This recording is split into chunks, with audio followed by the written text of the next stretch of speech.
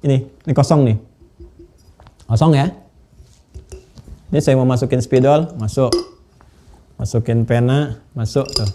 Ya, yang sepanjang bisa masuk. Semakin luas ininya, ya, semakin luas, semakin apa saja bisa masuk. Semakin luas. Saya gambarkan nih kalbu kita, ini cawan hati kita. Jadi kalau ini sempit, apa aja jadi masalah? Ini sempit tuh, nggak senyum aja jadi masalah gitu. Ini kalau sempit ini nih, nggak nyapa aja jadi masalah. Kalau sempit. Tapi kalau luas, masalah besar jadi kecil. Ya, seperti saya contohkan garam kemarin. Segenggam garam kalau cawannya seperti ini ya asin. Tapi kalau luas, seluas lautan, Masya Allah ringan. Ya, jadi perintah Allah tuh ringan. Kalau cawannya luas, ringan.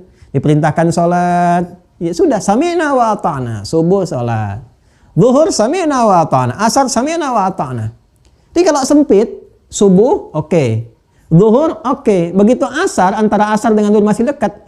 Subuh masih sami'na wa ata'na. Zuhur sami'na wa ata'na. Asar sami'na wa nanyaina. Kami dengar, kami bertanya. Barusan zuhur ya Allah, kok udah asar lagi? Tuh, sempit. Tapi kalau luas, bagus. Latihan ini dengan zikrullah supaya melapangkan ini. Ya, supaya melapangkan ini dengan zikrullah. Supaya lapang, tatmainnul qulub, lapang, baik, nyaman, tenang.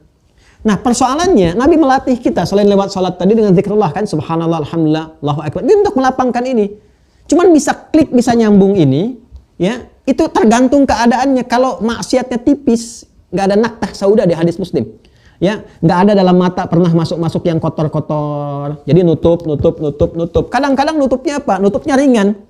Ya, misalnya nutupnya pakai kain tuh, masih ringan, masih bisa masuk. Tapi kalau sudah begini teman-teman, nih, ya, udah keras nih. Jadi nggak bisa sekali subhanallah, nggak bisa langsung masuk. Subhanallah 2 kali, paling minimal 33 kali sampai terurai ini. Baru ada koneksi lagi. Ya, kadang-kadang ada orang yang sudah begini, terputar rapat begini tuh. Terus tobat dulu. Makanya guru-guru kita itu Masya Allah alim.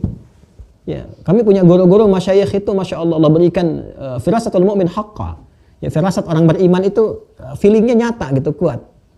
Ya, itu bisa ada orang-orang tertentu yang di zaman-zaman dulu sahabat misalnya, zaman tabi'in, orang datang konsultasi dia ketahuan. Ya, ada orang bertanya, pertanyaan yang serupa, tapi jawaban bisa beda. 2 orang kasus yang sama. Ya. Halil qatili min taubah. Ya, apakah bagi pembunuh itu ada taubat? Tegas dijawab, nggak ada. Langsung pergi lagi. Kesal orang itu. Ya, menggerutu.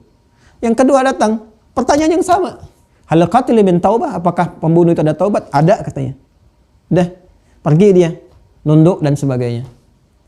Heran jamaah, Syekh, bagaimana Anda memberikan fatwa berbeda pada pertanyaan yang sama? Apa Syekhnya bilang? Yang pertama itu saya lihat, dia tangannya itu menggenggam begini tuh. Kayak menahan sesuatu amarah. Dan kelihatan dari tangannya ingin menghunus sesuatu, menghunus pedang. Dan dia berkata dengan suara getaran yang tinggi. Ya, dengan seperti itu saya menyimpulkan dia akan melakukan perbuatan yang tidak baik. Maka saya cegah, nggak ada taubat supaya dia nggak membunuh. Supaya nggak berperilaku buruk. Dan terlihat setelah itu dia menggerutu, tapi dia sadar nggak melakukan perbuatan dimaksud. Yang kedua terlihat, saya lihat di matanya rona penyesalan. Terlihat matanya sayu, ada wajahnya mengkerut dan sebagainya. Saya katakan ada taubat. Karena selalu ada harapan untuk kembali. Ya, maka dia kemudian semangat setelah itu, tertunduk tapi semangat merubah kepada kebaikan. Nah itu feeling seperti itu nggak mudah. Jadi latihan lewat ibadah. Apalagi orang sekarang kalau bertanya seringkali nggak jujur. Ustadz, kalau ada kasus seperti ini, padahal dia yang mengalami. Atau ekspresinya nggak bisa ditebak, karena kenapa dikirimnya lewat WA, email, DM, macam jarang orang mau datang, mau nyampaikan ini dia kirimkan, kita nggak bisa lihat. Itu kalau Allah nggak bimbing, nggak hati-hati, bahaya juga itu. Ini bahaya. Berapa banyak kita bisa ketahui kepastiannya. Nah kadang-kadang orang tua kita dulu itu melihat, ada si fulan, pernah punya dosa membunuh, pernah zina, pernah taubat, macam-macam, dilatih. Kan itu beda-beda. Kamu nih istighfar 1000 kali. Kamu nih istighfar 500 kali. Kamu nih istighfar 200 kali. Itu bukan bilangannya. Kayak dokter, ya, dokter ngasih resep nih. Itu tiap orang beda-beda begini. Itu untuk merasakan, dilatih kamu begini. Dari tingkat keadaan dia supaya merasakan nikmatnya zikir itu. Begitu nikmat dilatih langsung. Sholatnya jadi lebih mudah lagi. Baca Qur'annya lebih nyaman lagi. Itu maksudnya ke situ. Nabi ngasih kita standar 33 tiap setelah sholat. Itu standar bagi setiap orang. Masa iya sih sudah 33 nggak sadar juga? Subhanallah, subhanallah, subhanallah. Jadi bukan cuma di lisan. Zikir itu kan ingat. Apa yang diucapkan harus sampai ke ingatan. Dari ingatan sampai ke jiwa. Ini kalau cuma baru sampai di lisan, belum sampai ke ingatan kita, bukan zikir namanya. Itu talaffuz namanya. Mengucapkan sesuatu. Zikir itu mesti sampai ke sini. Dari ingatan kita tembuskan ke kalbu. Makanya kalau kita mengucapkan subhanallah, subhanallah, langsung di pikiran terjemahkan maha suci Allah. Resapkan ke hati. Resapkan.